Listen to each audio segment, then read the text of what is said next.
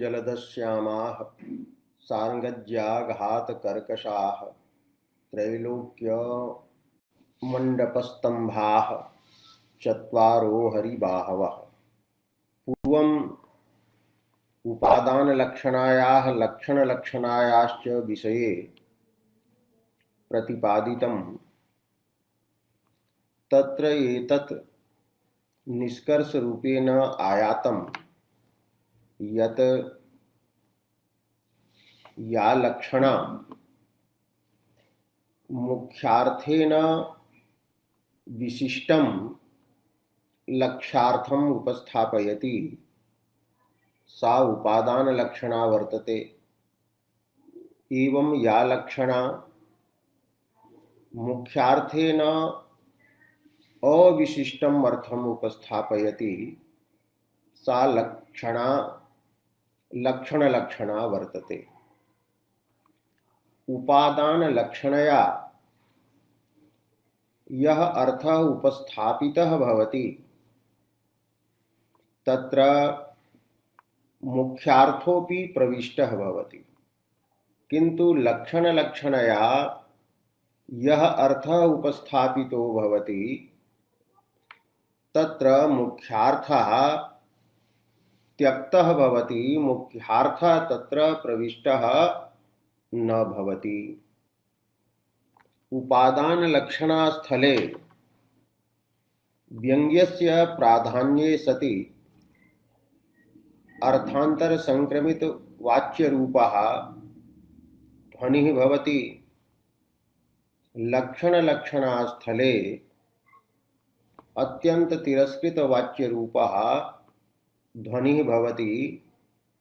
एतौ ध्वनि एवं लक्षणामूलौ स्तः। एवं उपादानलक्षणां लक्षणलक्षणां च विचार्य काव्यप्रकाशकारः अग्रे लक्षणायाः अन्यान् चतुरः भेदान् प्रतिपादयति। तत्र पूर्वम् उच्यते यत् लक्षणा द्विधा भवति, सारूपा साध्यवसाना च। आरोपेण सहिता या लक्षणा भवति सा सारोपा लक्षणा उच्यते।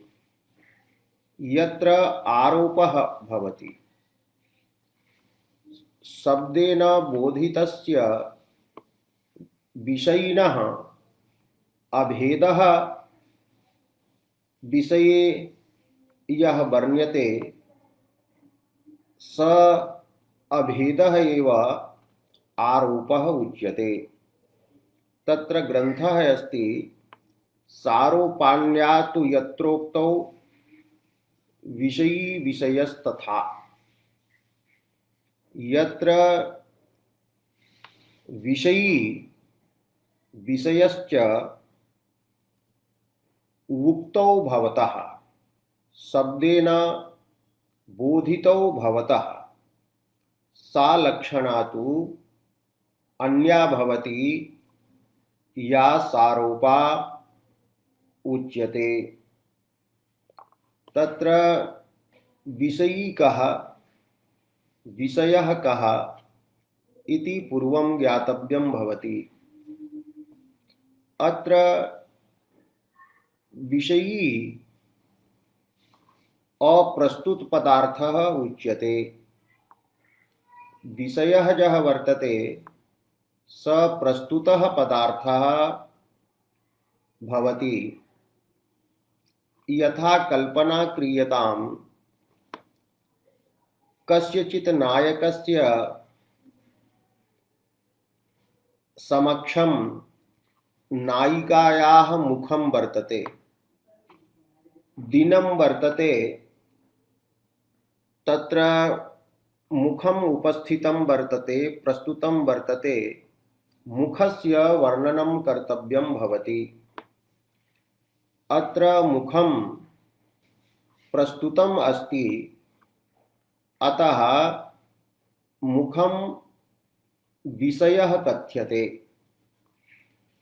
अत्र मुखेर नायकः चंद्रस्य अभेदम् आरोपयति, कथयति इदं मुखम चंद्रः वर्तते। अत्र चंद्रः यः वर्तते सः अप्रस्तुतः अस्ति। एवं मुखम चंद्रः इति यदा उच्यते तदा मुखम विषयः कथ्यते। एवं यस्य अभेदः तस्मिन् आरोपितः भवति स विषयी उच्यते। यथा चंद्रः अत्र वर्तते विषयी, तो यदा एवं उच्यते मुखम चंद्रः, तर्हि अत्र चंद्रपदेन चंद्ररूपस्य विषयिनः अपि उपादानम् अस्ति। एवं मुखपदेन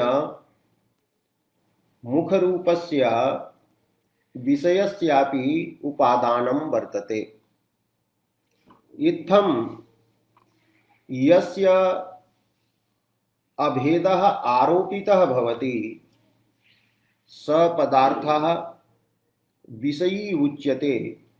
एवं च यस्मिन् अभेदः आरोपितः भवति स विषयः कथ्यते।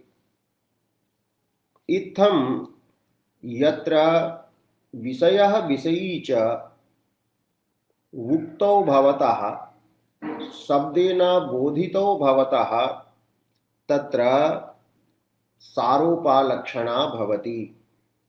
विषयी एव आरोप्यमान शब्देनापि उच्यते। आरोप्यमानः आरोपयितुं योग्यः यः वर्तते पदार्थः, यस्य अभेदः आरोपयितुं योग्यः भवति स आरोप्यमानः विषयी उच्यते। एवं विषयी इत्यस्य कृते आरोप्यमान शब्दः अपि प्रयुज्यते। आरोपस्य आश्रयः आरोप विषयः उच्यते।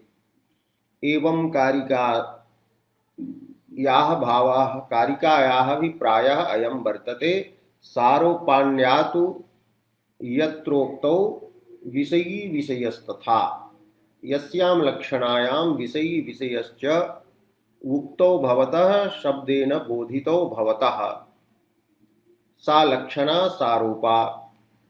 वृत्तौ लिख्यते आरोप्यमाणः। कारिकायां विषयी इति यत् पदं वर्तते तस्य विवरणं व्याख्यानं वा वर्तते आरोप्यमाणः। एवं विषयः इति यत् पदं कारिकायाम् अस्ति तस्य विवरणं वर्तते आरोप विषयः इति। तो आरोप्यमाणः आरोप विषयश्च यत्र निर्दिश्येते सा लक्षणा सारोपा। तर्हि आरोप्यमानः आरोप विषयश्च एतौ कीदृशौ भवतः, तर्हि उच्यते अनपहनुत भेदौ। न अपहनुतः भवति, निषिद्धः भवति, आच्छादितः भवति, भेदः ययोः तौ। अर्थात यत्र विषयिणः विषयस्य च भेदः अपहनुतः न भवति, प्रकटः भवति। यतो हि अत्र द्वयोः वाचकयोः शब्दयोः प्रयोगः भवति। एतेन प्रतीयते यत् विषयी अन्यः अस्ति, विषयश्च अन्यः।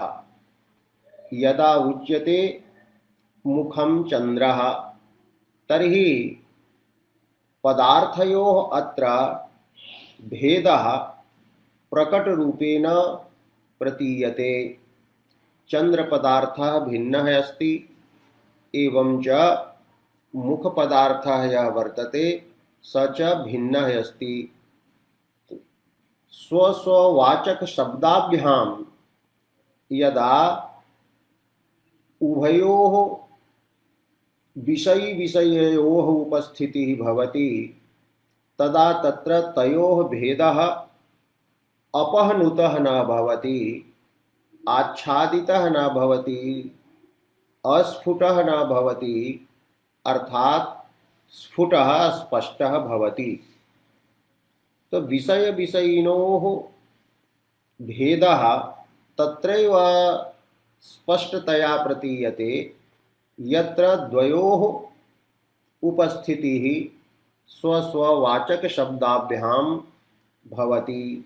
यथा मुखं चंद्रः अत्र मुखचंद्रयोः भेदः अपहनुतः नास्ति। साध्यवसानातः सारोपायाः भेदं प्रतिपादयितुम् अनपहनुत भेदौ इति यत्र उक्तम्। साध्यवसानायां तु केवलस्य विषयीवाचकस्यैव शब्दस्य प्रयोगः भवति। यथा सम्मुखस्थं वर्तते मुखं किन्तु तत्र मुखपदस्य उच्चारणं न भवति, अपितु तत्र चंद्रः कि मम गृहे चंद्रः वर्तते अथवा अस्मिन् भवने चंद्रः अस्ति, प्रकोष्ठे चंद्रः अस्ति, तो अत्र चंद्रशब्देन एव चंद्रमसः अपि उपस्थितिः भवति एवं मुखस्यापि तत्र उपस्थितिः भवति। यतो हि मुखशब्दस्य बोधकः मुखम् इति शब्दः तत्र प्रयुक्तः न भवति। अतः सारोपायां साध्यवसानातः भेदः अस्ति। तो अनपहनुत भेदौ इति पदेन यत्र उक्तौ इति पदार्थः व्याख्यातः। पुनश्च विषयश्च कथं निर्दिश्येते तर्हि उक्तं सामानाधिकरण्येन। सामानाधिकरण्येन समान विभक्तिकत्वेन निर्देशः भवति। सामानाधिकरण्यम उच्यते अत्र एकधर्मी बोधकत्वम्। तत्र एवं ज्ञातुं शक्यते यदि कश्चित् वदति नीलः घटः अस्ति, तो नीलः इत्यत्र नीलपदोत्तरं प्रथमा विभक्ति वर्तते, एकवचनम् अस्ति, सुविभक्तिः। एवं घटः इति घट इति प्रातिपदिकातनन्तरं सुविभक्तिः प्रथमायाः एकवचनं वर्तते। एवं घटः नीलः घटः इति द्वयोः पदयोः विभक्तिः समाना अस्ति। अतः द्वयोः पदयोः समान विभक्तिकत्वम् अत्र अस्ति। समान विभक्तिकत्व धर्मः उभयोः शब्दयोः अत्र वर्तते। अत्र नीलः इति पदं नीलगुणविशिष्टं घटम् उपस्थापयति। एवं घटः इति पदं घटत्वविशिष्टं घटम् उपस्थापयति। अत्र घटरूपः यः धर्मी वर्तते, यस्मिन् धर्मिणि नीलगुणः अपि वर्तते एवं च घटत्वजातिः अपि वर्तते, तर्हि धर्मी अत्र घटः घटव्यक्तिः धर्मी पदार्थः एक एव तत्र अस्ति, किन्तु द्वाभ्यां शब्दाभ्यां स एव धर्मी यत्र बोध्यते। एक धर्मी बोधकत्वम् उभयोः पदयोः अस्ति, घटः इति पदे नीलः इति पदे। तद्वाभ्यां पदाभ्याम् अत्र धर्मी एकः एव बोध्यते, घटरूपः धर्मी। एवं अधिकरणं यदस्ति, अधिकरणम् अर्थात नीलगुणस्य एवं च घटत्वधर्मस्य यत् अधिकरणं वर्तते, आधारः वर्तते घटरूपा व्यक्तिः, सा एका एव वर्तते। अतः एकस्य घटरूपस्य धर्मिणः बोधकत्वं तत्र नील इति पदेपि वर्तते, घटपदे इति पदेपि वर्तते। एवं एक धर्मी बोधकत्वं सामानाधिकरण्यम् उच्यते। ययोः पदयोः अधिकरणं धर्मी रूपः अर्थः एक एव भवति, तो ते पदे समानाधिकरणे अर्थात त्वौ शब्दौ समानाधिकरणौ इति उच्यते। तयोः समानाधिकरण्यं भवति। अत्र उच्यते समानाधिकरण्येन यत्र विषयस्य विषयिनश्च निर्देशः भवति। यथा उच्यते चंद्रः मुखम अस्ति, अत्र चंद्रः इत्यत्रापि प्रथमा विभक्तिः, मुखम इत्यत्रापि प्रथमा विभक्तिः वर्तते। चंद्रपदम एवं च मुखपदम यदस्ति तत् एते उभे पदे एकमेव मुखरूपिणं धर्मिणं बोधयतः। चंद्रः इत्यनेन चंद्राभेदः चंद्रत्वविशिष्टं मुखं बोध्यते। एवं मुखम इति पदेन मुखत्वविशिष्टं मुखं बोध्यते। तर्हि मुखरूपः यः वर्तते धर्मी, स मुखरूपः धर्मी एक एव वर्तते, किन्तु तत्र चंद्रपदेन चंद्रत्वधर्मः बोध्यते, मुखपदेन च मुखत्वधर्मः तत्र बोध्यते। तत्र नियमः अस्ति यत् द्वयोः प्रातिपदिकार्थयोः अन्वयः यः भवति स अभेदः भवति। अतः नामार्थयोः अभेदः सम्बन्धः इति नियमः वर्तते।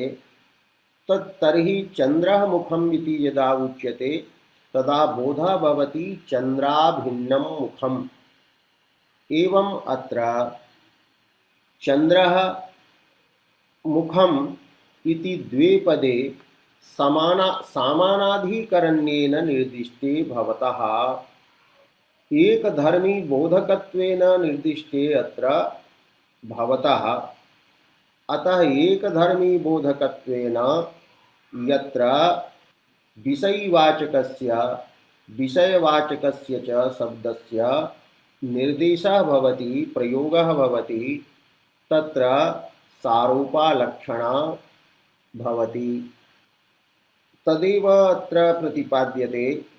आरोप्यमाणः आरोपविषयश्च यत्र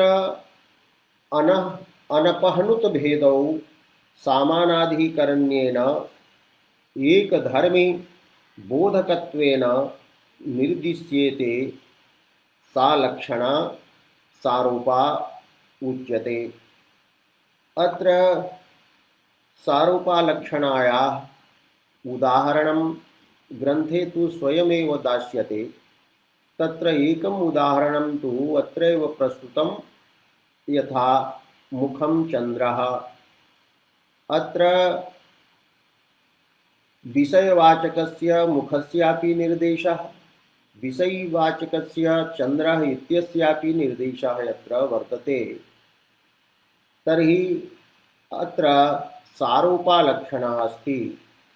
विषयी यः वर्तते चन्द्रः, तस्य अभेदः अत्र मुखे आरोपितः वर्तते। तर्हि पूर्वं बोधः भवति चन्द्राभिन्नं मुखम्, अर्थात चन्द्राभेदवत् मुखम् अस्ति। एवं चन्द्रस्य अभेदः यः आरोपितः अस्ति, एवं अत्र सारूपा आरोपेण सहिता एषा लक्षणा वर्तते। शब्दोत्पात्तेन विषयिना सह विषयस्य अभेदः यत्र प्रतिपाद्यते, अर्थात अथवा शब्दोत्पात्ते विषये शब्देन बोधिते विषये शब्देन बोधितस्य विषयिनः अभेदः यत्र प्रतिपाद्यते तत्र भवति सारूपा। तो मुखं चन्द्रः इति उदाहरणं भवति। एवं एकः श्लोकः अपि वर्तते, तत्र अस्ति आयुर्घृतं यशस्त्यागः भयं चोरः सुखं प्रिया वैरं द्यूतं गुरुर्ज्ञानं श्रेयः सत्तीर्थसेवनम्। आयुः घृतं वर्तते। कश्चित् घृतं पिबति, घृतं तस्य समीपे अस्ति, अतः घृतं दृष्ट्वा स वदति आयुः घृतं वर्तते। अत्र आयुषः अभेदः घृते प्रतिपाद्यते। आयुरभिन्नं घृतम्, उपस्थितं तत्र अस्ति घृतं, प्रस्तुतं वर्तते तत्र घृतं। तस्मिन् घृते आयुषः अभेदः यत्र आरोपितः, तर्हि घृतं वर्तते यत्र विषयः, आयुः वर्तते तत्र विषयी। घृतम् अस्ति कारणम् आयुषः, आयुः वर्तते कार्यम्। तो एवं अत्र कार्यकारणभावः भवति। किन्तु मुखं चन्द्रः इत्यत्र तु सादृश्यं भवति, सादृश्यसम्बन्धः भवति।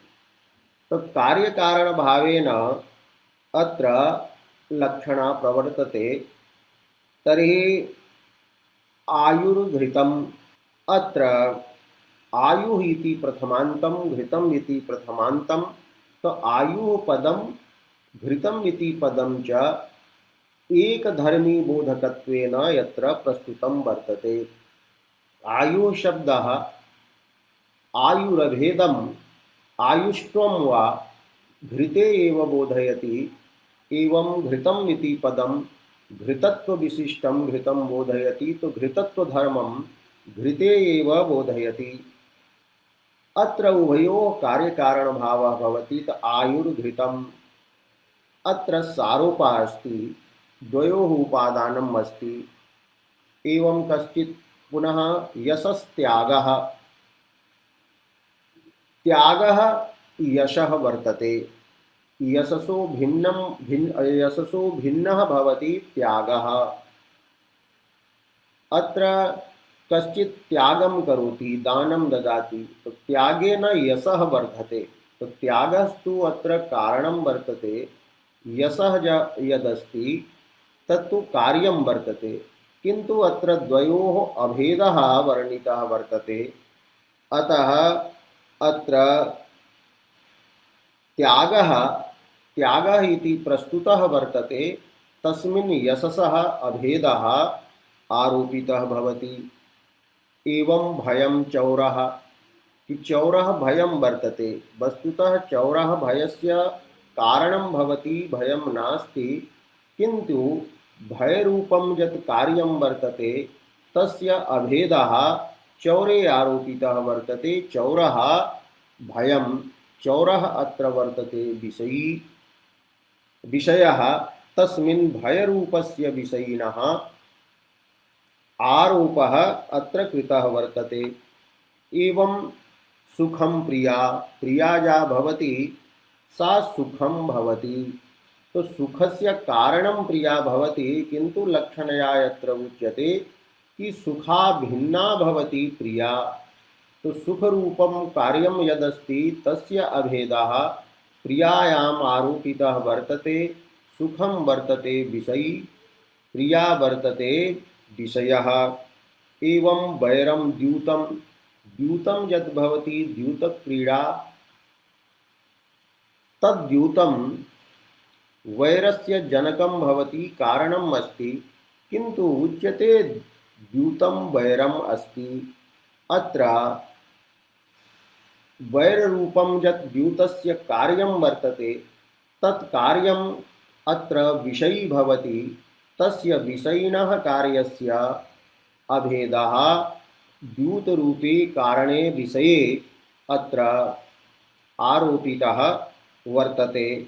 एवं गुरुः ज्ञानम् अस्ति, तर्हि अत्र गुरुः ज्ञानस्य कारणं भवति, किन्तु अत्र ज्ञानरूपस्य कार्यस्य अभेदः गुरौ आरोप्य उच्यते गुरुः ज्ञानम्।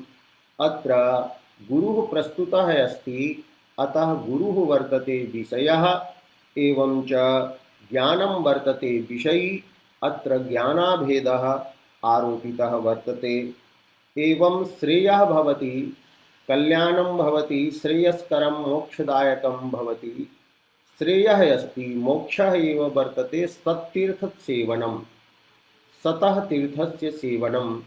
तो सत्तीर्थसेवनं श्रेयसः कारणं भवति, किन्तु अत्र लक्षणया उच्यते यत् सत्तीर्थसेवनं श्रेयो भिन्नं वर्तते, श्रेयसा अभिन्नम् अस्ति। एवं कार्यकारणभावेन अपि आरोपः भवति, तत्र तु शुद्धा सारोपा भवति इति अग्रे प्रतिपादयिष्यते। अस्मिन् प्रसंगे अयं श्लोकः माणिक्यचन्द्रेण संकेतटीकायाम् उद्धृतः, तदेव अत्र मया प्रतिपादितम्।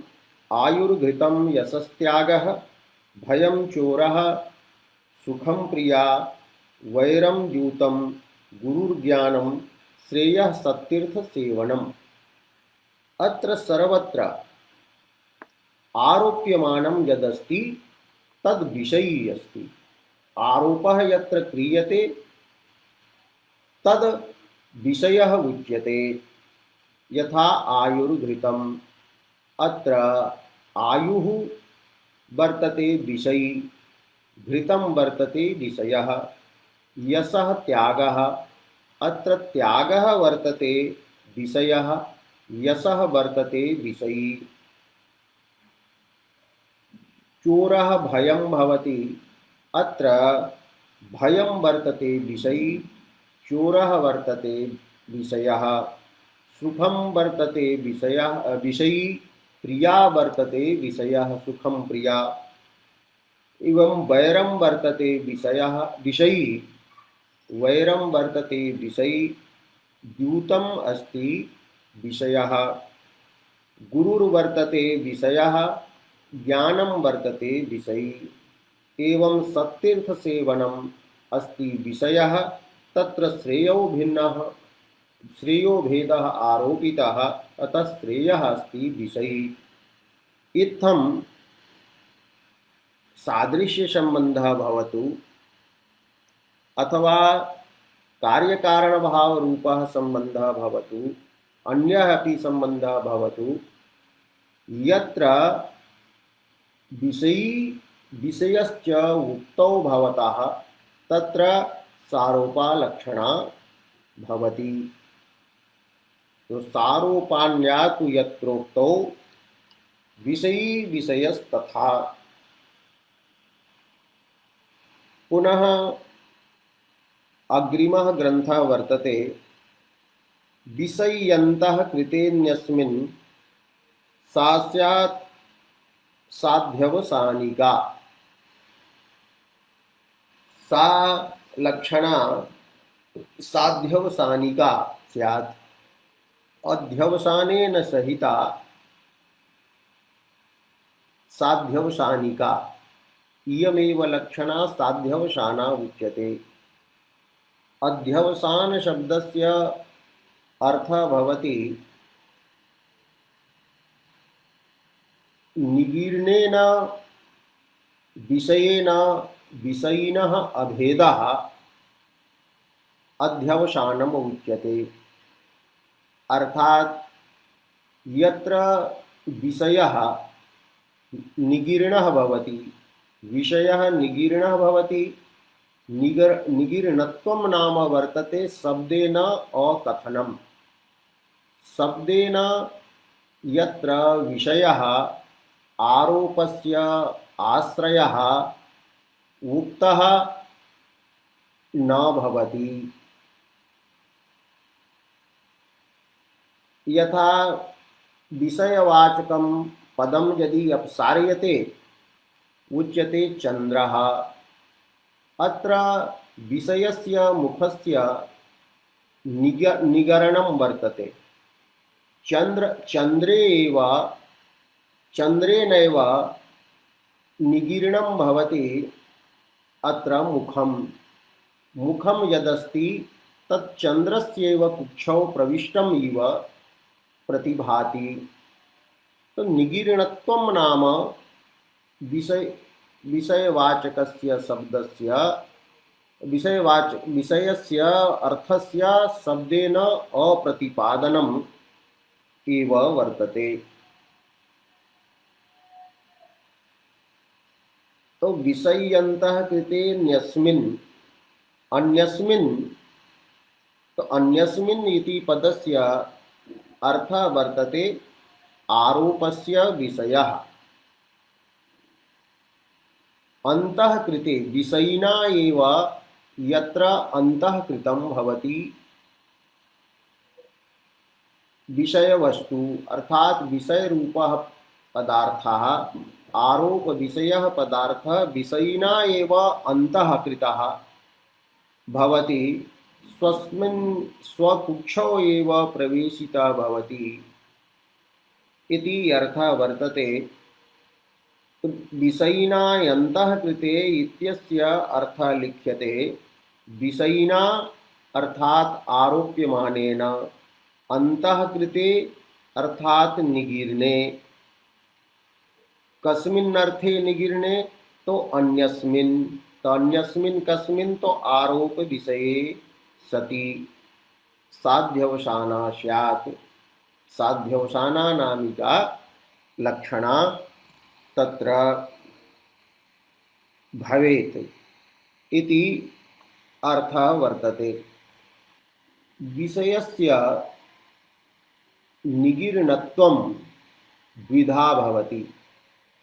क्वचित् तु विषयस्य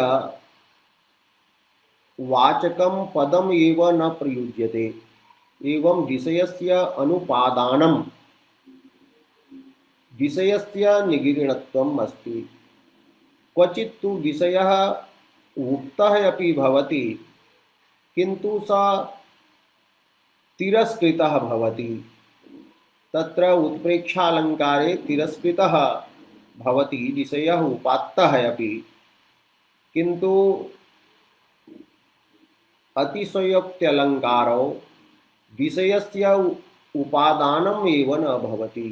तत्रैव इयं लक्षणा साध्यवसाना लक्षणा प्रवर्तते इति प्रसिद्धिः अस्ति। निगीर्णत्वस्य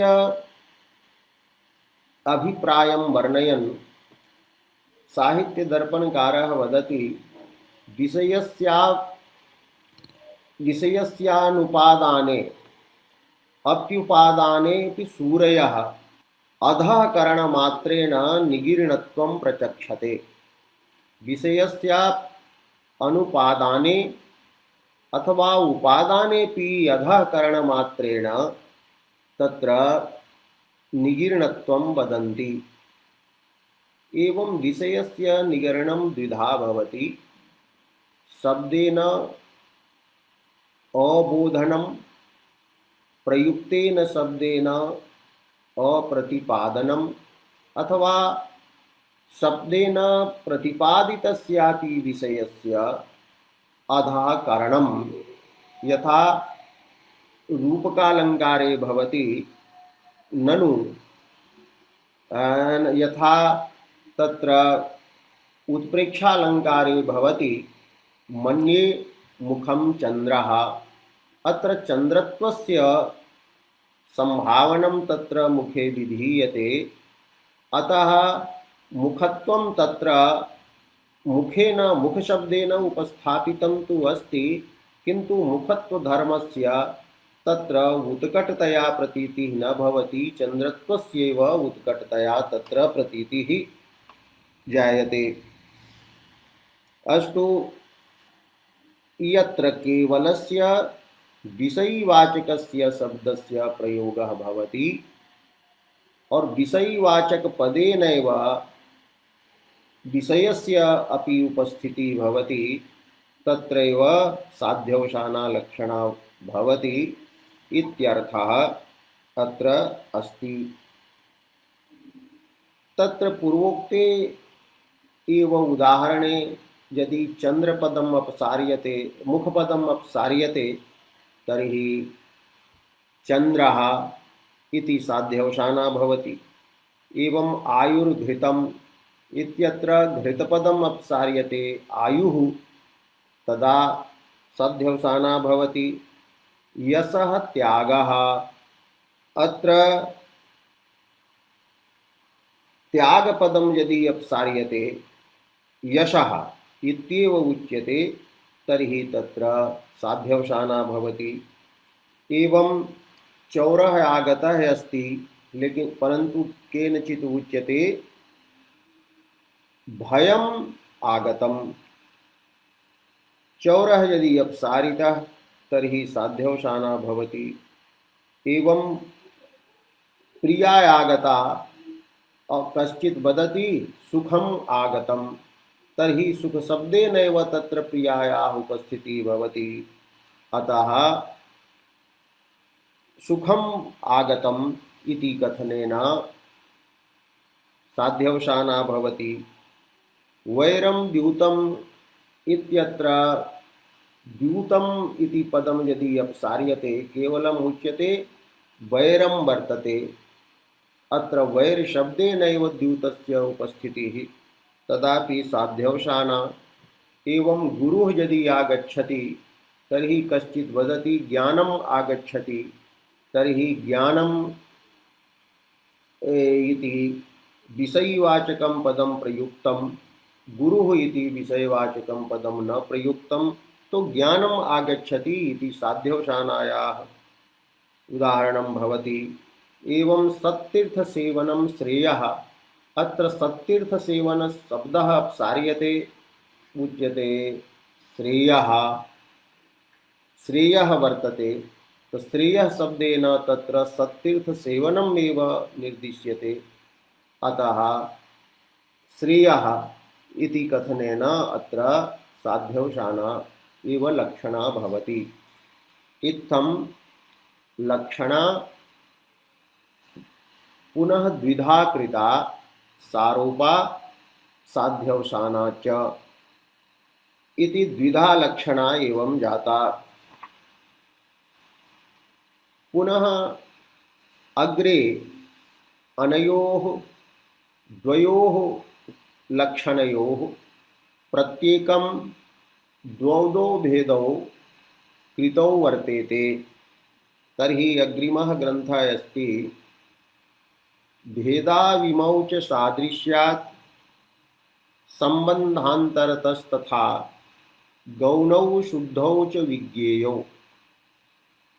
इमौ भेदौ, इमौ यौ भेदौ सारोपा साध्यवसानारूपौ यौ लक्षणायाः भेदौ तौ प्रत्येकं द्विधा ज्ञेयौ गौणौ शुद्धौ च विज्ञेयौ। अर्थात सारूपायाः द्वौ भेदौ गौणी सारूपा एवं शुद्धा सारूपा इति गौणी सारूपा शुद्धा सारूपा इति च भवति। तथैव साध्यवसाना या लक्षणा वर्तते तस्याः अपि द्वौ भेदौ गौणी साध्यवसाना शुद्धा साध्यवसाना च एवं लक्षणा चतुर्विधा प्रतिपादिता भवति। गौणी सारूपा शुद्धा सारूपा गौणी साध्यवसाना शुद्धा साध्यवसाना। तत्र भेदः कः वर्तते शुद्धायाः गौणीतः गौण्यां वा शुद्धातः तर्हि उच्यते सादृश्यात् संबंधांतरतस्तथा। सादृश्यात् गौणौ भेदौ विज्ञेयौ पुनश्च संबंधांतरतः सादृश्य भिन्नः यः संबंधः कार्यकारण भावादि रूपः भवति ततः शुद्धौ च भेदौ ज्ञेयौ। अर्थात सादृश्य संबंध हेतुकौ यौ आरोपौ भवतः अर्थात सादृश्य संबंधेन यत्र सारूपा भवति तत्र सारूपा गौणी सारूपा उच्यते एवं सादृश्य संबंधेन यत्र साध्यवसाना भवति तत्र सा साध्यवसाना गौणी उच्यते और संबंधांतरेण सादृश्य भिन्न संबंधेन यत्र सारूपा भवति तसा सारूपा शुद्धा उच्यते। सादृश्य भिन्न संबंधेन यदि साध्यवसाना भवति तर्हि सा साध्यवसाना शुद्धा उच्यते। तो भेदौ इमौ च सादृश्यात् संबंधांतरस्तथा गौणौ शुद्धौ च विज्ञेयौ इति कारिका वर्तते। तदेव उच्यते इमौ आरोपाध्यवसान रूपौ। आरोपाध्यवसान रूपौ यौ सादृश्य हेतु भेदौ। सादृश्यं वर्तते हेतु ययोस्तौ भेदौ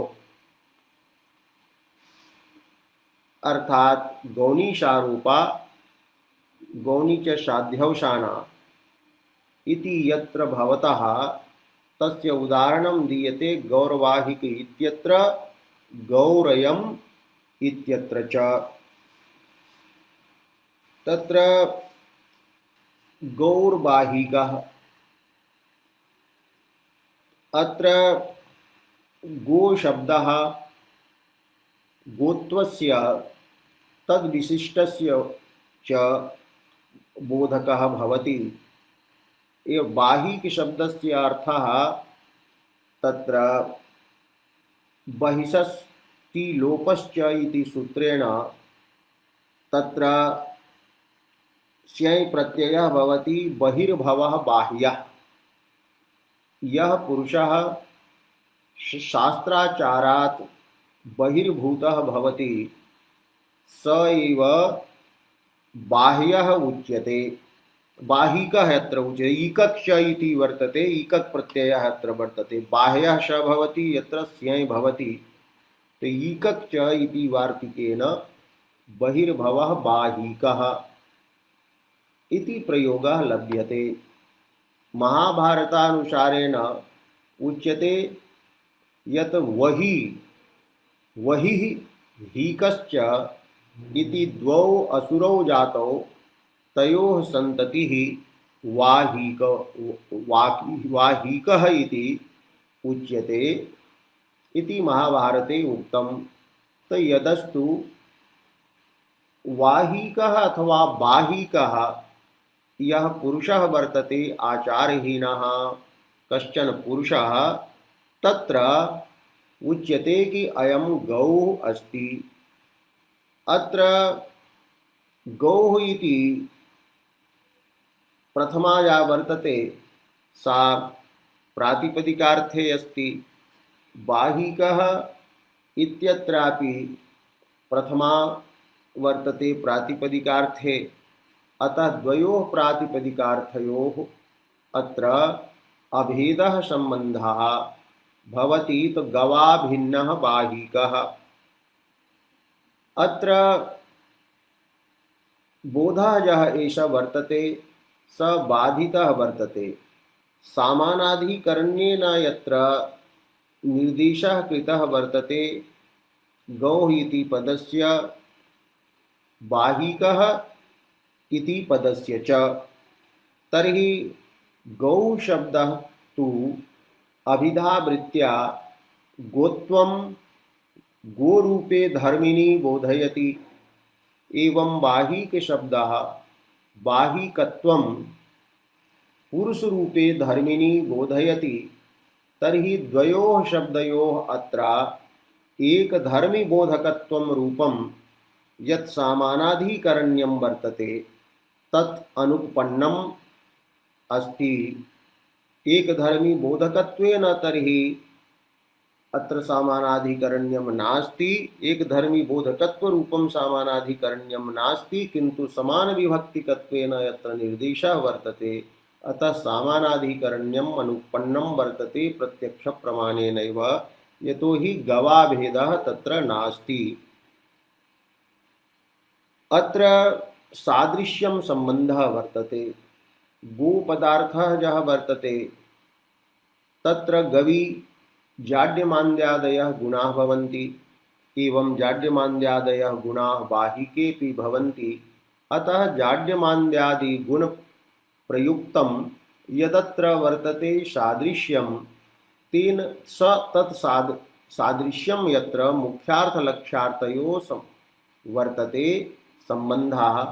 अत्र लक्ष्यार्थः वर्तते गोसदृशः। सिद्धांत रूपेण गोसदृशः गोपदस्य लक्ष्यम् अर्थः लक्ष्यार्थः भवति गोसदृशः।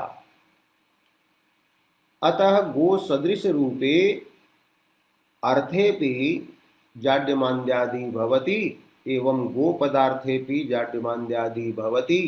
अतः समान धर्म प्रयुक्तम् अत्र सादृश्यं वर्तते संबंधः।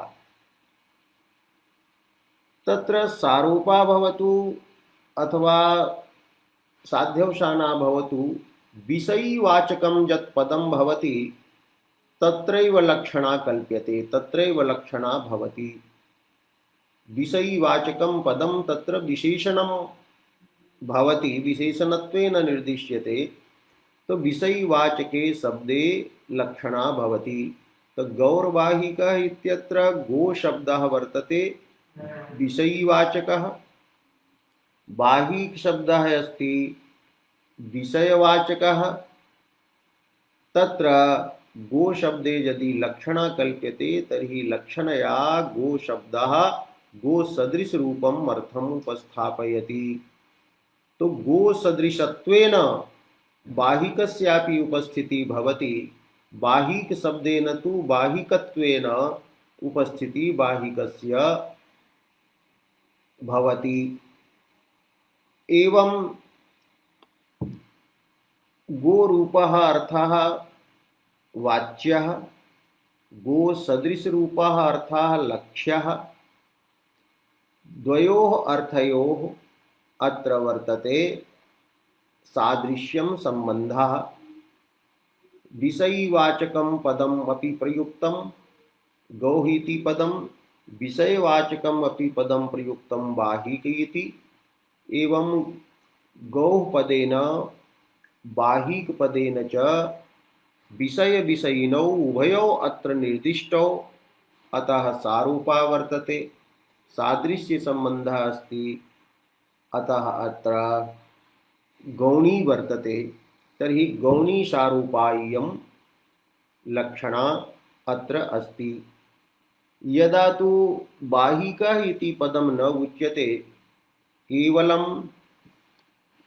गौरयं बाहिकम् एव निर्दिश्य कश्चित् वदति गौः अयम् अस्ति, अत्र गोपदेनैव बाहिकस्यापि उपस्थितिः भवति। अत्र बाहिकरूपार्थः अत्र गोपदार्थेन निगीर्णः वर्तते, निगीर्णत्वेन प्रतीयते। अतः अत्र साध्यवसाना लक्षणा अस्ति, यतोहि विषयिना गवा अत्र विषयीजः वर्तते, गोपदार्थः स निगीर्णः अस्ति। अत्र मम्मटेन उदाहरणं दत्तं गौरयम्। अत्र प्रश्नः भवति यत् अयम् इति पदेन तु विषयस्यापि निर्देशः यदि स्वीक्रियते, बाहिकस्यापि निर्देशः स्वीक्रियते, तर्हि अत्र साध्यवसानत्वं कथं स्यात्? तदा तु सारूपा एव अत्र भवेत्। तर्हि साध्यवसानायाः उदाहरणम् इदम् अस्ति इति कथं स्वीकर्तुं शक्यते इति प्रश्नः भवति। किन्तु अत्र व्याख्यानं भवति यत् अयम् इति पदं पूर्ववर्तिनं गामेव बोधयति। तत्र अयम् इति विशेषणं वर्तते गोपदार्थस्य, न तु तत्र अयम् इति पदं बाहिकस्य उपस्थापकं वर्तते इति नास्ति। तदैव अत्र साध्यवसानत्वं सिद्ध्यति। अर्थात् बाहिकः एव अत्र उच्यते कि पुरोवर्ती, मम पुरोवर्ती यः वर्तते, मम अग्रे यः वर्तते गौः, स गौः अस्ति। साहित्यदर्पणकारेण अयम् इति पदम् अपसारितं, तेन तत्र स्पष्टता भवति गौर्जल्पति। कश्चित् बाहिकः वदति, कश्चित् आचार व्यवहार बहिर्भूतः कश्चन पुरुषः वदति, तर्हि कश्चित् वदति अरे गौः वदति, गौः जल्पति, असंबद्धं यत्किमपि वदति। तर्हि यत्र गौर्जल्पति इति कथनेन तत्र अयं पदं न प्रयुक्तं वर्तते। अतः तत्र साध्यवसाना एव, तत्र शङ्कायाः अवसरः नास्ति।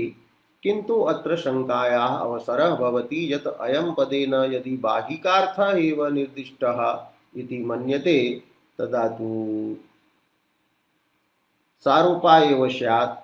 किन्तु मम्मटस्य अभिप्रायः अत्र न वर्तते। अयम् इति इदं पदं यदस्ति तेन प्रत्यक्ष विषयतापन्नः गौः एव निर्दिश्यते। प्रत्यक्ष विषयः यः गौः अस्ति स गौः अस्ति इत्यर्थः। तो अयम् इत्यनेन गवी प्रत्यक्ष विषयत्वं ग्राह्यम्।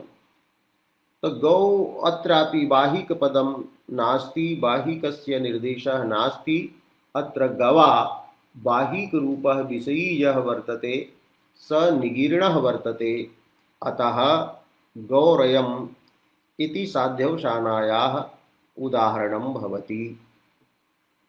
एवं गौर्बाहिकः गौरयम् इति सारूपायाः, गौण्याः सारूपायाः, अत्र गौण्याः भेदद्वयं प्रतिपादितं। गौणी सारूपा गौरवाहिकः इत्यत्र, गौणी साध्यवसाना गौरयम् इत्यत्र। गौरवाहिकः एतत् स्थले लक्ष्यार्थः कः वर्तते इति विषये त्रीणि मतानि सन्ति। तानि त्रीणि मतानि अत्र मम्मटेन प्रतिपाद्यन्ते। तत्र केचन वदन्ति यत् गो शब्दस्य मुख्यार्थः वर्तते गोत्वम्। तो गो शब्दः अभिधावृत्त्या गोत्वरूपं धर्मम् उपस्थापयति। पुनश्च लक्षणावृत्त्या गोत्वेन सह गवि विद्यमानाः ये जाड्यमान्द्यादयः धर्माः सन्ति ते उपस्थाप्यन्ते। एवं गो पदस्य लक्ष्यार्थः वर्तते गोत्व समानाधिकरणाः जाड्यमान्द्यादयः धर्माः, अर्थात गवि विद्यमानाः जाड्यमान्द्यादयः धर्माः। एवं लक्षणया गोपदेन गोनिष्ठाः गोगताः जाड्यमान्द्यादयः धर्माः उपस्थाप्यन्ते। एवं लक्ष्यार्थः वर्तते गो शब्दस्य अत्र गवि विद्यमानः जाड्यमान्द्यादि गुणः। पुनश्च गो शब्दः पुनः अभिधया जाड्यमान्द्यादि गुणवन्तं धर्मिणं बोधयति, धर्मी रूपं पदार्थं बोधयति। तो जाड्यमान्द्यादि गुणवन्तः ये वाहिकादयः सन्ति तेषाम् उपस्थितिः अत्र पुनः अभिधया भवति। अत्र एवं वक्तुं शक्यते यत् गो शब्दः यदा गोव्यक्तिरूपम् अर्थं बोधयति तदा तत्र गोत्वं प्रवृत्तिनिमित्तं भवति। किन्तु गो शब्दः यदा बाहिकादि रूपं बोधयति तदा तत्र प्रवृत्तिनिमित्तं भवति। लक्ष्यार्थः यः वर्तते गवि विद्यमानः जाड्यमान्द्यादि गुणः स एव प्रवृत्तिनिमित्तं भवति इति प्रथमं मतं वर्तते। अतः प्रथममत विषये उच्यते अत्र हि स्वार्थसहचारिणः। स्वार्थसहचारिणः इत्यस्य अर्थः स्वशब्देन अत्र गोशब्दः ग्राह्यः। तस्य अर्थः कः वर्तते तो गोत्वं वर्तते अर्थः। तो अर्थशब्देन गोत्वं ग्राह्यं। तो गोत्वेन सहजे चरन्ति, गोत्वेन सहजे वसन्ति निवसन्ति गुणाः जाड्यमान्द्यादयः। तो गोत्वेन सह कुत्र ते वसन्ति, के कुत्र ते जाड्यमान्द्यादयः गुणाः सहचरन्ति। तर्हि गोव्यक्तौ एव गोत्वं भवति और गोत्वेन सहैव तत्र तिष्ठन्ति जाड्यमान्द्यादयः गुणाः। ते जाड्यमान्द्यादयः गुणाः लक्ष्यमाणाः भवन्ति, लक्षणया बोध्यमानाः भवन्ति। तो लक्षणया बोध्यमानायपि ते जाड्यमान्द्यादयः गुणाः गो शब्दस्य प्रवृत्तिनिमित्तत्वम् उपयान्ति। गो शब्दस्य प्रवृत्तिनिमित्तानि भवन्ति। कुत्र तो परार्थाभिधाने। परः यः वर्तते गोभिन्नः अर्थः वर्तते यः बाहिकादिरूपः अर्थः तस्य अभिधाने अर्थात अभिधया बोधने प्रवृत्ति निमित्तत्वम् उपयान्ति, माने प्रवृत्ति निमित्तानि भवन्ति। इत्थम् इति केचित्। इदं केषाञ्चित् मतं वर्तते यत् गो शब्दः अभिधया गोत्वरूपम् अर्थम् उपस्थापयति। पुनः गो शब्दः लक्षणया गोत्वसहचारिणः जाड्यमान्द्यादि गुणान् उपस्थापयति। पुनश्च गो शब्दः अभिधया जाड्यमान्द्यादि गुणवन्तं धर्मिणं परार्थम बोधयति तत्र परार्थबोधने प्रवृत्तिनिमित्तानि भवन्ति जाड्यमान्द्यादयः गुणाः एवं गोरूपार्थबोधने प्रवृत्तिनिमित्तं भवति गोत्वम् इति केषाञ्चित् मतं वर्तते। एवं अत्र मते अभिधायाः द्विः उत्थानं कल्प्यते कि पूर्वम् अभिधा गोत्वम् उपस्थापयति, पश्चात् अभिधा या वर्तते सा पुनः जाड्यमान्द्यादि गुणान् प्रवृत्ति निवृत्तीकृत्य परार्थम उपस्थापयति। तो अभिधायाः द्विः उत्थानं यदुक्तं तदत्र समीचीनं नास्ति, यतो हि शब्द बुद्धि कर्मणां विरम्य व्यापाराभावः इति वर्तते सिद्धान्तः। तो यदि अभिधा व्यापारः पूर्वं गोत्वरूपम् अर्थम् उपस्थापितवान् तर्हि पुनः तस्य उत्थानं न संभवति इति अस्य मतस्य खण्डनं साहित्यदर्पणादौ कृतं वर्तते। मम्मटेन तु अत्र त्रीणि मतानि उपस्थापितानि भवन्ति। तत्र प्रथममते गोशब्देन लक्ष्यन्ते गोवृत्तयः जाड्यमान्द्यादयः गुणाः। द्वितीयं मतं यदस्ति तत् वदति नहीं गोशब्देन बाहिकगताः ये जाड्यमान्द्यादयः गुणाः सन्ति ते लक्ष्यन्ते लक्षणया बोध्यन्ते एवं गुणे एव लक्षणा प्रवर्तते न तु जाड्यमान्द्यादि गुणवती गुणिनी लक्षणा नास्ति इति मतद्वये अस्ति। किन्तु तृतीयं मतं सिद्धान्तभूतं यदस्ति कि गोशब्दः लक्षणया सादृश्यवन्तम् एव अर्थात जाड्यमान्द्यादि गुणवन्तं गुणिनम् एव अर्थम् उपस्थापयति इति त्रीणि मतानि एतद्विषये भवन्ति। अतः संकलय्य वक्तुं शक्यते कि गोशब्दस्य लक्ष्यार्थः वर्तते गोनिष्ठः जाड्यमान्द्यादि गुणः इति प्रथमं मतं। पुनश्च गोशब्दस्य लक्ष्यार्थः वर्तते बाहिकनिष्ठः जाड्यमान्द्यादि गुणः इति द्वितीयं मतं। तृतीयं मतं वर्तते नहीं गोशब्दस्य लक्ष्यार्थः वर्तते जाड्यमान्द्यादि गुणवान् कश्चित् स एव अर्थः वर्तते। तो गुणिनी लक्षणा स्वीक्रियते।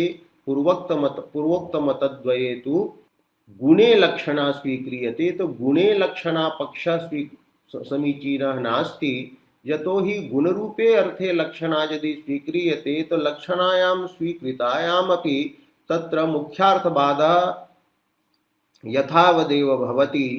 एतद्विषये पुनः विशेषरूपेण अग्रे प्रतिपादयिष्यते।